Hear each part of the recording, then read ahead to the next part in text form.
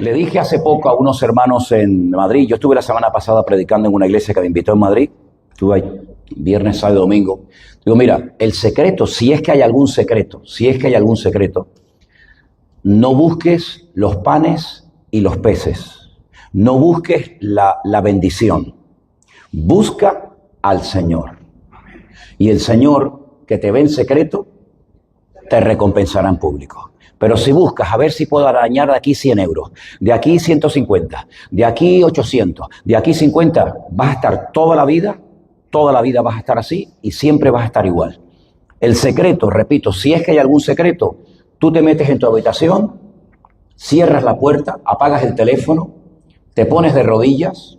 ¿Y por qué de rodillas? Porque funciona, hermano. Oras al Señor, Señor, tengo que pagar esto, tengo que comprar esto. Cierras la puerta, usted dice amén. Y ahora tranquilamente te relajas, descansas en el Señor y el Señor, dice la Biblia, que te va a recompensar en público. Y lo vemos todos los días, todos los días. El Centro Evangélico Vida Nueva empezó con 6 personas. 6 personas fue el primer culto que yo realicé en Santa Cruz de Tenerife hace 23 años atrás. 6 personas el primer culto. Y mira todo lo que el Señor ha dado y mira cómo el Señor ha bendecido. No somos un ministerio perfecto, no somos una iglesia perfecta. Si alguien busca una iglesia perfecta, no vengas a esta porque no vas a encontrarla. Tampoco hay un marido perfecto, ¿verdad, hermano? Ustedes lo saben bien, ¿verdad? ¿A que sí? No hay un marido perfecto, no hay un padre perfecto, no hay hijos perfectos, no hay pastores perfectos, no hay iglesias perfectas, no hay nada perfecto en el mundo. El único perfecto es nuestro Dios. Pero sin embargo, la Biblia nos enseña cómo podemos llevarnos bien, a pesar de que no somos todos iguales. Y a pesar de que unos vienen de un contexto o de un país o de una cultura, la Biblia nos da instrucciones muy claras para que esto funcione. Y yo llevo 45 años de pastor, y veo que la obra del Señor, cuando se hacen las cosas decentemente y con orden, con humildad, con obediencia al Señor, las cosas funcionan. Y prueba de ello es que esta iglesia, ustedes tienen, mire, si alguien en la península tiene que estar orgulloso de esto, son ustedes. Porque esta es la primera iglesia que se abrió en España. Estamos en las Islas Canarias, ya sé que también es España. Pero la primera iglesia que abrimos en la península fue la de Alicante. Ya estaban otros hermanos por otro lugar, pero tienen que pelear y tienen que unirse y tienen que trabajar juntos y respetarse y amarse. Y por eso voy a leerles en esta mañana una porción que a mí me encanta, una porción preciosa, que se encuentra en Efesios, la carta de Pablo a los Efesios, en el capítulo 4. Mira lo que dice la palabra de Dios. Por cierto, el pasaje se titula Mi nueva vida en Cristo. Efesios 4, voy a leer a partir del versículo 22. Efesios 4, 22. Y así dice la palabra del Señor en esta mañana. Bueno, veo que lo tienen por ahí, ¿no? Estupendo. En cuanto a la pasada manera de vivir, todos tenemos un pasado. En cuanto a la pasada manera de vivir, dice aquí, despojaos del viejo hombre, que está viciado conforme a los deseos engañosos. Renovaos en el espíritu de vuestra mente. Vestíos del nuevo hombre, creado según Dios en la justicia y santidad de la verdad. Fíjense que 3 expresiones: despojaos, renovaos y vestíos. Hay cosas que yo tengo que quitar de mi vida para que otras sean puestas en mi vida. Pero también hace falta un deseo genuino de ser renovado por el Señor. Y muchas veces le hemos pedido al Señor que renueve nuestro corazón, que renueve nuestra vida, pero pocas veces he oído a cristianos que le piden al Señor, Señor, renueva también mi cabeza, renueva mi mente, mis pensamientos. Porque como alguien dijo, la mente es la sala de máquinas del ser humano. Tú puedes tener muy buenas intenciones, pero si tu cabeza no está bien, pues puedes tener serios problemas. Pero no solamente en la iglesia, sino en cualquier parte donde vayas. Y he conocido a muchos cristianos que han estado ya en 2, 3, 4, 5 congregaciones y siempre o salen mal, o se dejan de congregar, o se desaniman, o se depriman.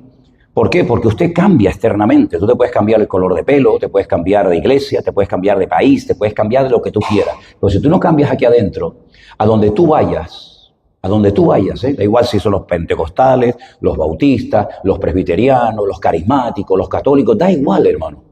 Si tú no dejas que el Señor te renueve, tú te vas a llevar tus problemas, tu personalidad, tu carácter a cualquier parte donde vayas. Por eso estas 3 palabras, si las pusiéramos en práctica, la vida cristiana sería una maravilla. ¿De qué me tengo que despojar? Pues mira, a veces de orgullo, de complejos, a veces me tengo que despojar de ira, de falta de perdón. Por cierto, qué bonito el tema que van a tratar en el Congreso de Mujeres, ¿no? Creo que van a hablar acerca del perdón. ¿Sabe la cantidad de gente que están atados espiritualmente, que no progresan porque no perdonan? No perdonan a ese hombre que le hizo aquello, no perdonan a la iglesia que lo humilló, no perdonan al pastor que no le llamó, no perdonan al padre, no perdonan al primo, no perdonan... Y están toda la vida arrastrando esa atadura. Puede ser que la gente que te hirió o te humilló ya ni vivan, están muertos, pero tú sigues R con lo mismo, ¿no? Entonces la Biblia dice que hay que hacer un esfuerzo por nuestra parte de despojarnos, de desprendernos de cosas. Y esa no es obligación del que está a tu lado, esa es obligación tuya personal. Si yo tengo un problema personal, a mí no me tiene que esta persona quitarme mi problema, porque es mi problema, no es el de él, es mi problema. Y yo tengo que ser honesto delante de Dios y decir, oye, ¿a mí qué me pasa? ¿A mí qué me pasa? Hay gente que está enfadada con todo el mundo, hasta con ellos mismos. Están enfadados con el padre, están enfadados con Dios, están enfadados con el gobierno, están enfadados con el marido, están enfadados con la mujer, están enfadados con todo el mundo. Y es un problema que no te permite crecer y no te permite madurar. Y entonces dice la Biblia, quítate eso ya de una vez, hombre. Despójate como si te quitas una camisa sucia. Te quitas la camisa y te pones una limpia, te pones una nueva. En segundo lugar dice, renuévate, renuévate. Mira, a veces uno tiene que darse cuenta en las fechas de caducidad de ciertos y determinados alimentos y productos, porque, oye, se caducan, se vencen. Y como alguien dijo, si tú quieres cambios en tu vida, no sigas haciendo lo mismo. Si tú ves que estás haciendo siempre lo mismo y no funciona, pues oye, párate y dice, oye, ¿qué estoy haciendo mal? ¿Qué otras cosas nuevas tengo que hacer? ¿A qué me tengo que abrir? Y finalmente dice la Biblia, vístanse, pero vístanse del nuevo hombre. ¿Y cómo es el nuevo hombre? Pues lo vamos a leer después en el libro de Gálatas, pero seguimos leyendo. Vestidos del nuevo hombre según Dios lo creó en la justicia y santidad de la verdad. Por lo cual, desechando la mentira,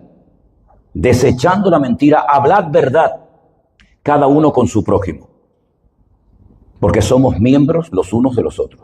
Ahora fíjate qué consejos tan increíbles el Señor nos da a través de este hombre. Airaos, pero no pequéis. No se ponga el sol sobre vuestro enojo, es decir, nunca te lleves a la cama los problemas del día, nunca. ¿Cuántas personas han tenido úlceras, problemas de nervios, pesadillas, vueltas para aquí, vueltas para allá, porque están toda la noche dándole vuelta a la calle? Mañana cuando lo vea le voy a decir, y pasado, porque él me dijo, porque yo le dije, porque yo lo... Vete a la cama en paz. Yo muchas veces le he dicho a Elena, mira, en la cama no vamos a estar hablando de la hermana tal, de la iglesia de no sé qué, de los hermanos de Colombia, del otro... No. Yo bastante tengo con las horas del día, como para encima llevarme a la cama los problemas de media humanidad, que por cierto yo no soy capaz de arreglar los problemas ni la vida a nadie. Entonces la Biblia dice que no se ponga el sol sobre vuestro enojo. Es una forma de decir, mira, pues cuando termine el día se acabó, hasta aquí llegamos. No le deis lugar al diablo. Fíjate qué versículo tan corto. Pero anoche y antes de ayer estuve toda la noche pensando en este versículo. No le deis lugar al diablo. Y yo le preguntaba al Señor, ¿y cómo le puedo dar lugar yo al diablo?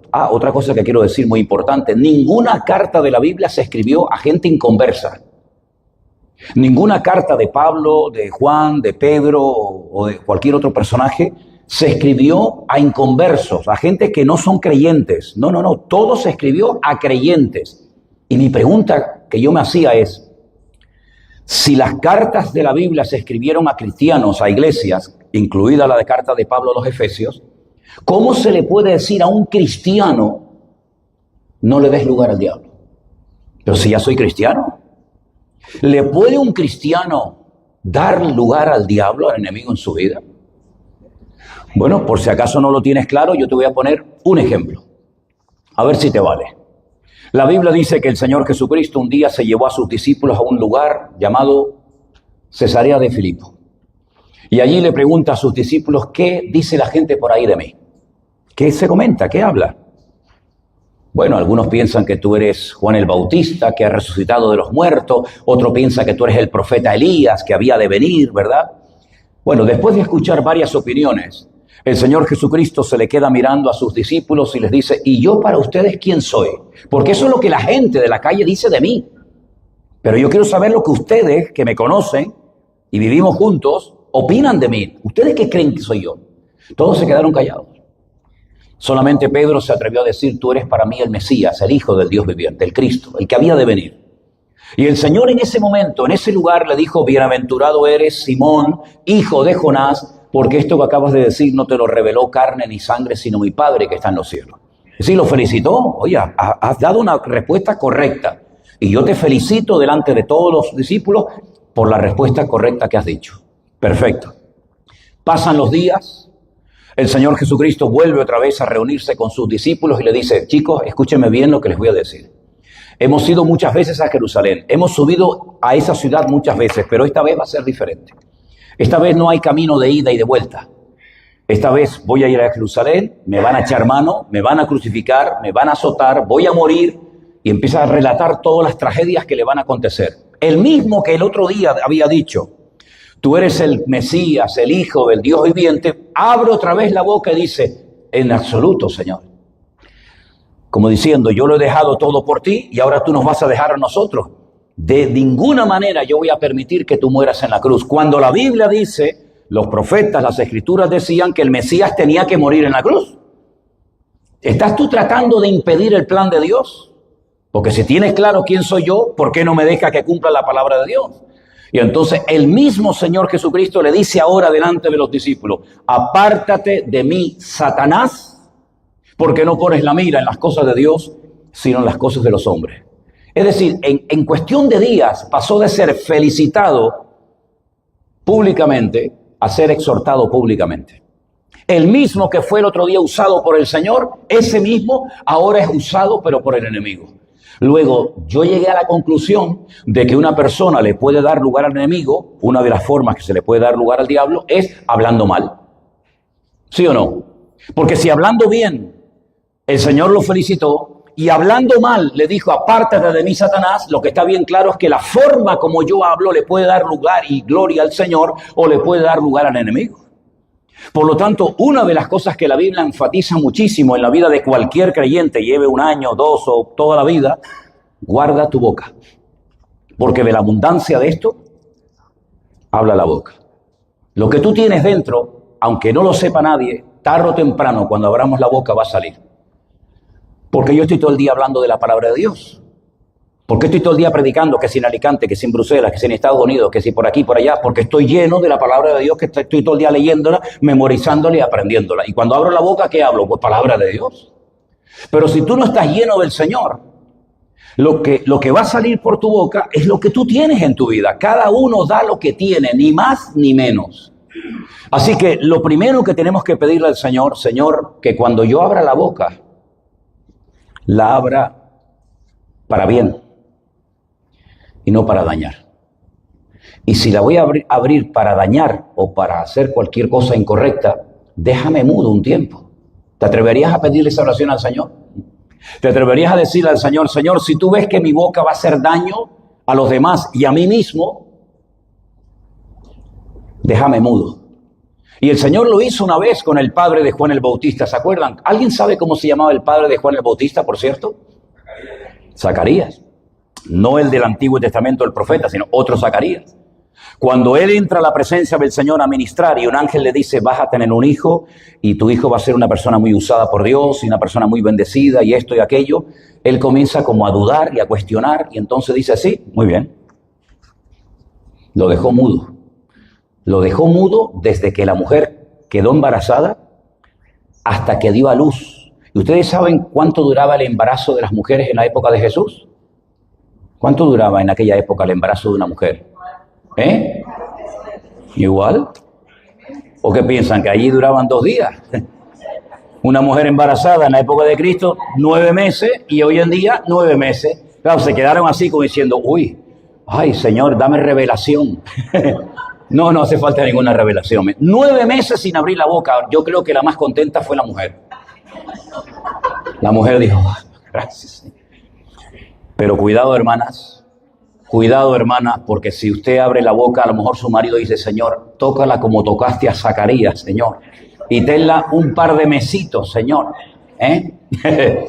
¿Se da cuenta, hermano? Una de las formas más habituales de darle lugar al enemigo es hablando mal, criticando, murmurando, quejándome, lamentándome. Es que mira cómo nos va la vida, es que no llegamos a fin de mes, es que no podemos pagar el coche, es que no podemos irnos de vacaciones y otros se van y nosotros no hemos ido hace 4 o 5 años y mira cómo vive fulano.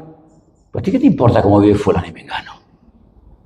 La Biblia dice que cuando hablemos tenemos que hablar con nuestras palabras sazonadas con sal para edificar a los demás, como dice la palabra del Señor. Pero sigue diciendo, el que hurtaba, no hurte más. Es decir, la vida que llevabas de desorden, no la sigas llevando. Si tú eras un ladrón, no sigas robando. Y dice, sino que trabaje haciendo con sus manos lo que es bueno para que tenga que compartir con el que padece necesidad. Ninguna palabra, ahí volvemos otra vez a la boca, ¿ves? Ninguna palabra corrompida salga de vuestra boca, sino la que sea buena para la necesaria edificación, a fin de dar gracia a los oyentes. Y un versículo muy conocido que a mí siempre me ha gustado muchísimo. Y no contristéis al Espíritu Santo de Dios, con el cual fuisteis sellados para el día de la redención. Si no te olvides que llevas al Espíritu Santo dentro de ti. Y todo lo que hablas, Él lo oye. Y todo lo que miras, Él lo ve. Y todo lo que sientes, Él sabe perfectamente porque es una voz interna que llevamos dentro de nuestras vidas permanentemente. Y el apóstol Pablo dice, no entristezcas a la persona del Espíritu Santo en ti, porque lo puedes llegar a entristecer. Quítese de vosotros amargura, enojo, ira, gritería, maledicencia y toda malicia. Pero una pregunta, ¿estamos seguros que esta carta se escribió a cristianos? ¿Sí o no? 100%, hermanos. No cabe la menor duda. Esta carta se escribió a la iglesia de Éfeso, donde Timoteo llegó a ser el pastor. Y el apóstol Pablo le dice a los miembros de esa congregación, quítense de ustedes la amargura, la gritería, la maledicencia, el enojo, la rabia, la amargura. Le está hablando a creyentes. Luego partimos de la base que si a ellos les podía pasar esto, ¿por qué no me puede pasar a mí, hermanos? ¿O es que nosotros nos consideramos más santos y más dignos y más consagrados que esta gente del siglo I? Si Pablo le decía a los miembros de su iglesia, quítate esa amargura ya de una vez de tu vida, hombre, déjate de estar todo el día quejándote. Imagínense si Pablo fuera el pastor hoy en día de nuestra vida. Pues nos diría exactamente lo mismo, porque la Biblia no ha cambiado, amén, hermanos. La Biblia que se leía hace 2000 años es la misma Biblia que se lee hoy en día. Luego, si en aquel tiempo la palabra de Dios daba estos consejos, pues todavía estos consejos están en pleno vigor. Porque sí es verdad que hemos cambiado la tecnología, el mundo, los aviones, los medios de comunicación, pero el corazón del hombre sigue siendo el mismo. Pero a donde vayas, yo ahora acabo de estar en Estados Unidos y hay cada lío allí con las iglesias y con los pastores y yo digo, tanto América, tanta película y tanto rollo, y allí son exactamente igual o a veces peor que nosotros en España. Por lo tanto, el corazón del hombre no ha cambiado. Por eso tenemos una Biblia y no tenemos 50.000 Biblias diferentes, una para los americanos, otra para los latinos, una para los blancos, otra para los negros, una para los que son muy listos, otra para... No, hay una sola Biblia y todos leemos lo mismo. Todos leemos lo mismo. Porque el corazón del hombre es engañoso y dice la Biblia que hay que guardarlo. Dice la Biblia, antes sed benignos unos con otros, misericordiosos, perdonándoos unos a otros, como también Dios nos perdonó a nosotros en Cristo Jesús. Cuando uno empieza a leer las cartas que escribieron, por ejemplo, Pablo, Pedro, Juan, uno dice, bueno, aunque se escribieron a diferentes personas y tal vez en diferentes épocas, hay como un denominador común. La mayoría de las cartas que se escribieron fueron, número 1, para corregir errores doctrinales que ya los había en aquella época. Y número 2, para enseñar a la gente cómo vivir una vida digna delante del Señor.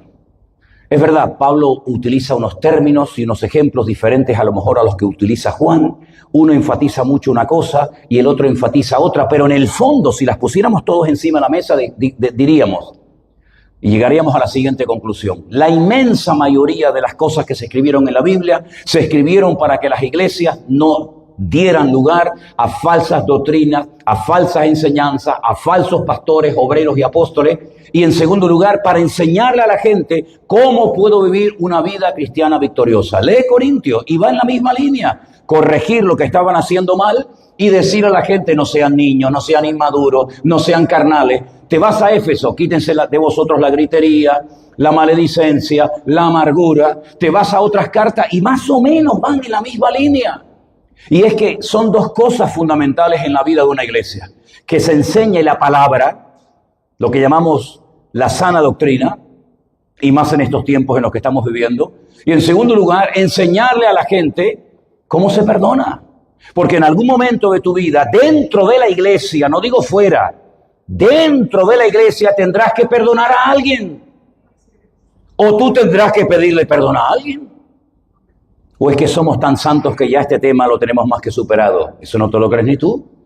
Y dentro de la iglesia tendremos en algún momento determinado que quebrantarnos y pedirle perdón al Señor. ¿Y por qué? Porque somos seres humanos, hermanos. Y las iglesias son el taller que Dios utiliza hoy en día para tratar con nuestra vida. Mira, tú no vas a trabajar para que te cambien el carácter. Ese no es el objetivo. Yo no mando a mi hija o mi hijo a una universidad para que le enseñen a ser bueno. Es que las escuelas no están diseñadas para eso. Pero Dios ha puesto su cuerpo, que es la iglesia en esta tierra, para que aprendamos a convivir. Oye, no te olvides que vamos a tener que estar toda la eternidad juntos, ¿eh? Entonces vamos a comenzar a practicar desde ahora, ¿no te parece?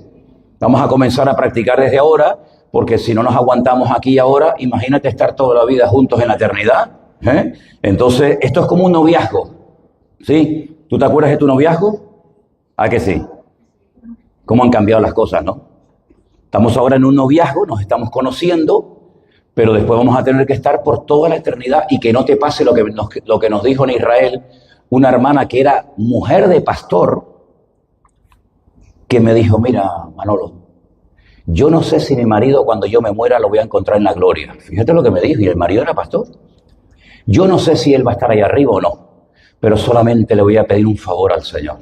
Señor, si mi marido va a estar ahí arriba, yo te pido que me lo pongas en la otra punta del paraíso y a mí me pongas en la otra punta, porque yo no quiero ver a este hombre nunca más en mi vida.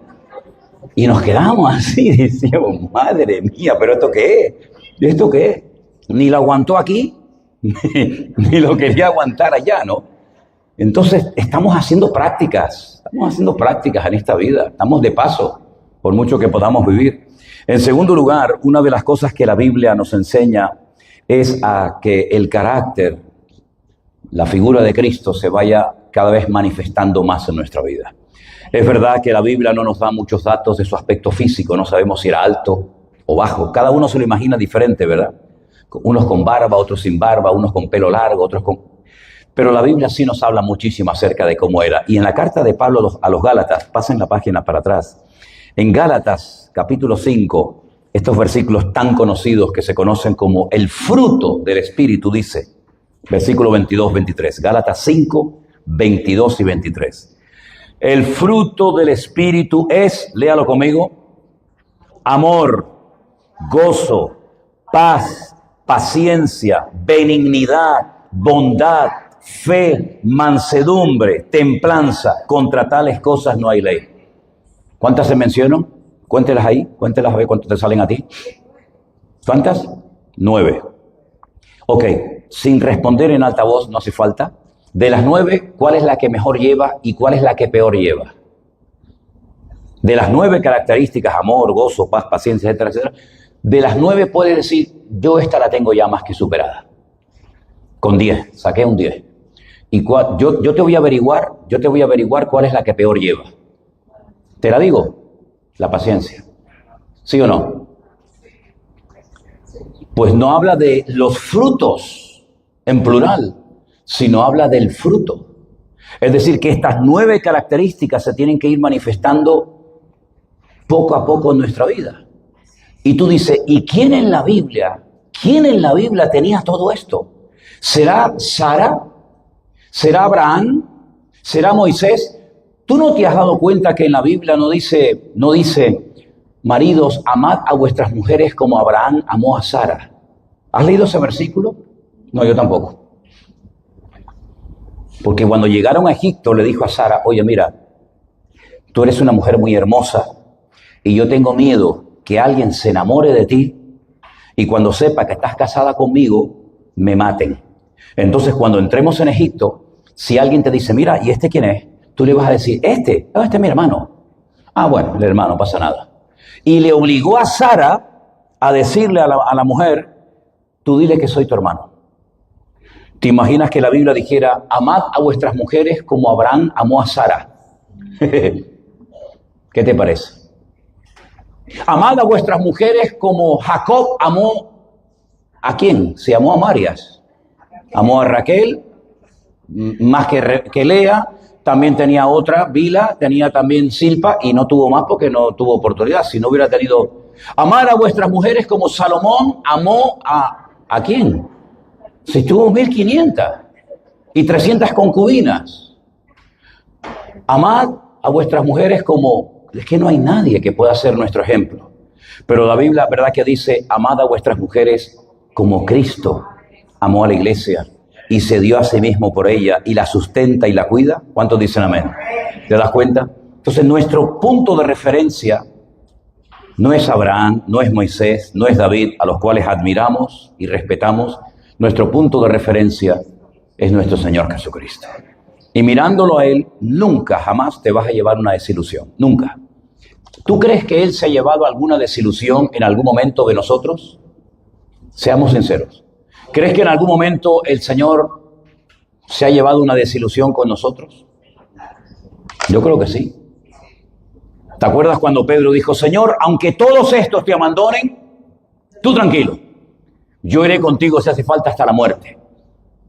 Y justamente es ese que se le iba la fuerza por la boca, fue al final el que negó al Señor Jesucristo diciendo, yo no le conozco, yo no sé quién es. ¿Te das cuenta?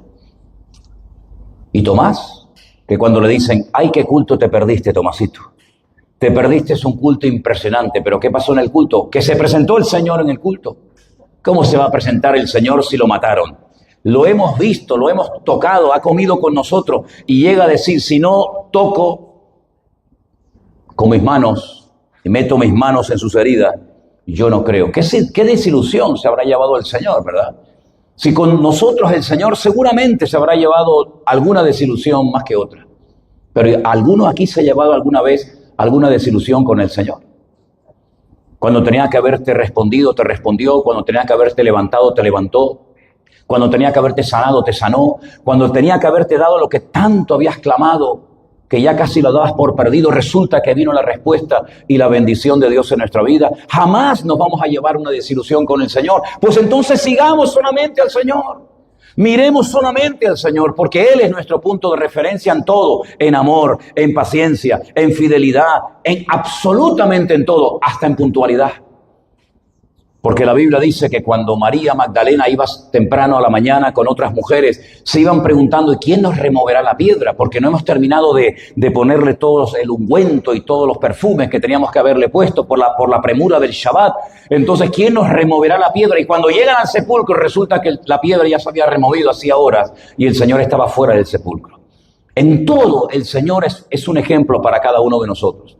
Por lo tanto, si queremos que esta iglesia funcione, si queremos que tu matrimonio funcione, si queremos que nuestra vida funcione y esté siempre bien delante del Señor, miremos y sigamos y obedezcamos solamente al Rey de Reyes y al Señor de los Señores. ¿Cuántos dicen amén? Aleluya. Y así todo va a ir bien. Todo va a ir perfectamente. Ahora, ojo.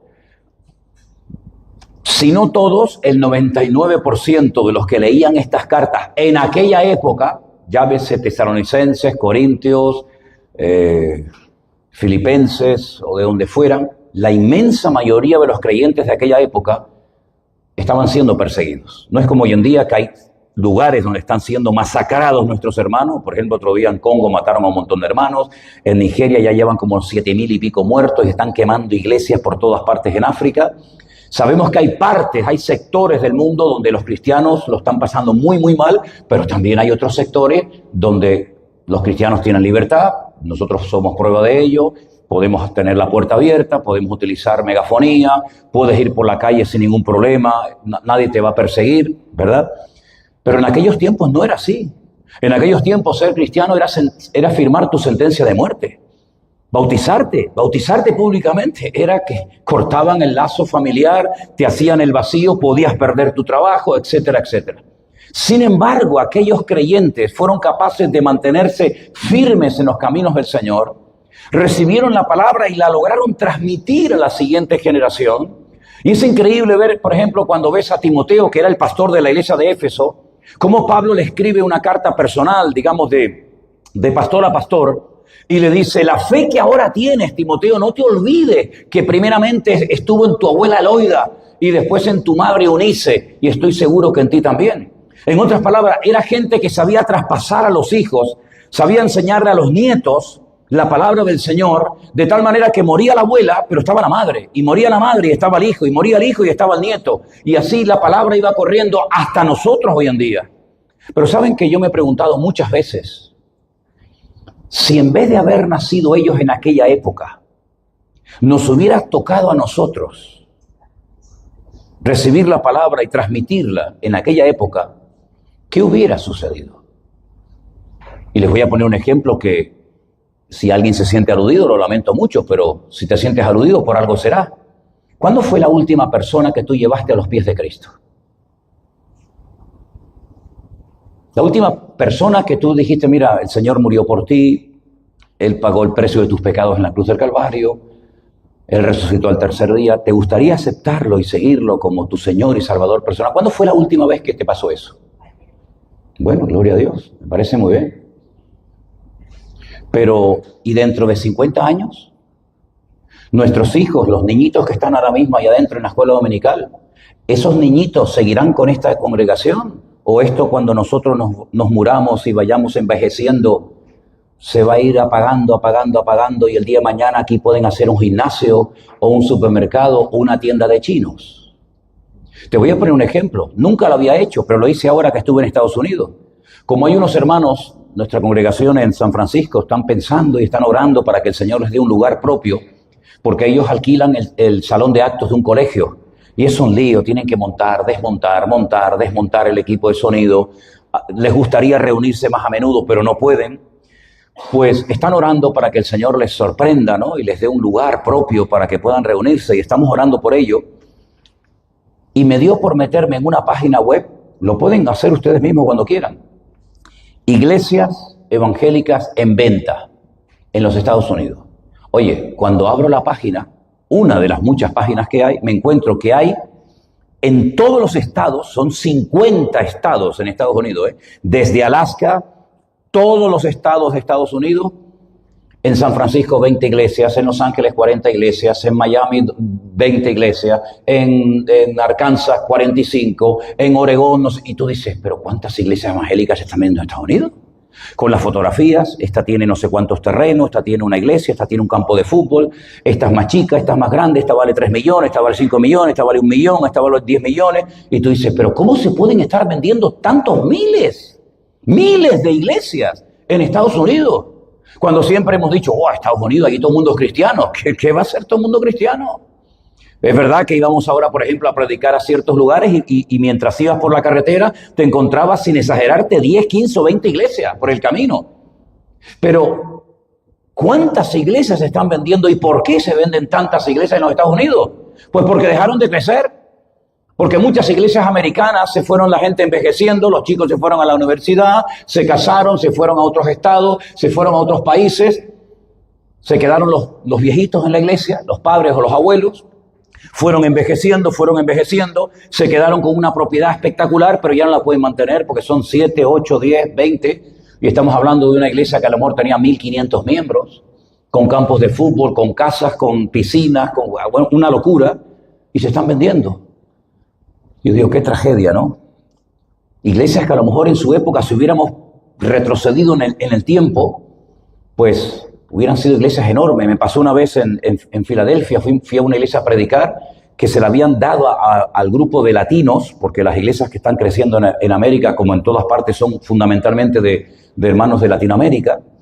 Y es que esa iglesia, en la Segunda Guerra Mundial, todos los jóvenes de la iglesia, de hecho había unas placas en las puertas de la iglesia, las paredes, con todos los jóvenes que se fueron a pelear a la Segunda Guerra Mundial, y ninguno de ellos volvió, todos murieron en el desembarco de Normandía. Y se quedaron los padres, se quedaron los abuelos, y la iglesia se fue envejeciendo, y al final se quedaron 7 viejitos, el más joven 70 y pico de años, y al final alquilaron la iglesia a una congregación latina, y al final le donaron la iglesia a los hermanos, una iglesia que tú la veías ser una iglesia enorme, como una catedral, algo gigante en medio de un montón de rascacielos, porque no la podían tocar porque era patrimonio de la ciudad. Y te preguntas alguna vez, o te has preguntado alguna vez, y dentro de 20, 30, 40 o 50 años, cuando tú y yo ya no estemos aquí, ¿seguirá el Centro Evangélico Vidanueva en Javia? Estos chicos que están, ya digo, ahora mismo en la escuela dominical, tus hijos, sí, tus hijos, los míos ya no, pero tus hijos, tus nietos, ¿quién será el próximo pastor? ¿Quién será el próximo que toque la guitarra y la batería? Si es que la toca alguien.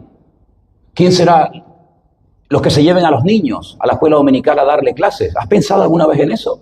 Porque si solamente vivimos para nuestra supervivencia espiritual, estamos cometiendo un gravísimo error. No estamos delegando, no estamos dando el testigo a la siguiente generación, y cuando nosotros ya no estemos aquí, algunos se hayan vuelto a su país o nos hayamos muerto, la pregunta es, ¿y el futuro de esto cuál va a ser? Por eso la palabra de Dios se escribió con instrucciones concretas y específicas, para que nos demos cuenta que si nosotros ahora mismo como padres o como abuelos no somos capaces de superar ciertos y determinados asuntos personales, esos que están ahora mismo en esa habitación no van a ser mejores cristianos que nosotros, porque ellos están aprendiendo teóricamente de nosotros los padres o de nosotros los abuelos.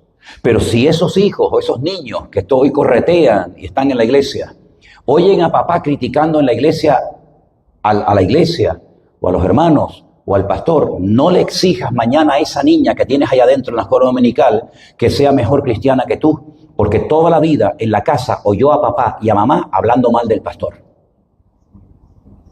Y no tenemos ninguna autoridad moral ni espiritual para exigirle a esos chiquititos que están ahí adentro que sean mejores cristianos que nosotros, pero que vean en nosotros lo que dice la Biblia, el Dios de Abraham. Sí, pero ¿y Abraham? No, y ahora el de Isaac, y ahora ya murió, no, y ahora el de Jacob, y ahora el de Judá, y así fueron traspasando el testigo de generación en generación. Por eso una de las cosas que yo pienso que sería importantísimo que logremos superar todo lo que tengamos que superar, que aprendamos todo lo que tengamos que aprender, para que durmamos con la conciencia tranquila de saber que cuando yo falte aquí, esto va a seguir igual o mejor. Y quiero terminar diciendo algo. Cuando yo salía hace años de la iglesia de viaje y llamaba a casa y decía, ¿qué tal el culto? Uy, hoy no vino casi nadie, Manolo. Como sabían que tú no estabas, la gente no venía. Y eso para mí era un dolor terrible. Porque yo decía, ¿pero qué está pasando ahí? Si la gente viene porque yo voy a predicar el domingo. Y si saben que yo no voy a estar, sino que voy a estar viajando por aquí y por allá, la gente no venía. Gracias al Señor. Eso ya forma parte de nuestra historia. Eso ya no es así. Es más, ¿cuántas veces hemos llamado? Y me han dicho, uy, vino un montón de gente. Y la iglesia camina perfectamente.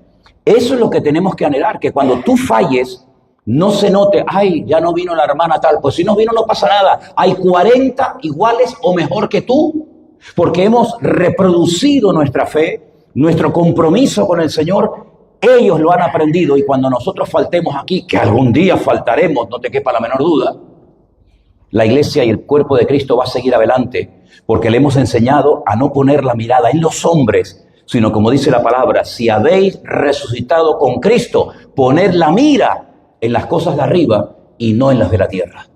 Porque yo creo que una de las peores tragedias que a mí, no sé ustedes, una de las peores tragedias que a mí me podría pasar como padre es ver a mis hijos que no quieren saber nada del Señor. Yo estaría hecho polvo. Yo estaría destruido si yo sé que ahora mismo mis hijas están en la calle, con drogas, con novios del mundo, en discotecas, en bailes, en verbenas, en fiestas. Para mí sería una tragedia tremenda. Ora para que tus hijos permanezcan en los caminos del Señor, pero van a permanecer si ven en ti que merece la pena ser cristiano. Si ven en ti que no merece la pena ser cristiano, te aseguro, porque lamentablemente lo he visto cientos de veces, que ahora están ahí porque tienen que venir. Pero llegará el momento que digan, yo no voy más, mamá. ¿Cómo? No, yo no voy más. Con 13, 14 o 15 años, aquí en España, cuando estos se enamoren de la gente del mundo y cuando vean que los chicos del mundo van por aquí y por allá y que en la iglesia en la que yo he ido toda mi vida, resulta que mis propios padres o abuelos la criticaron, ¿qué pinto yo aquí dentro?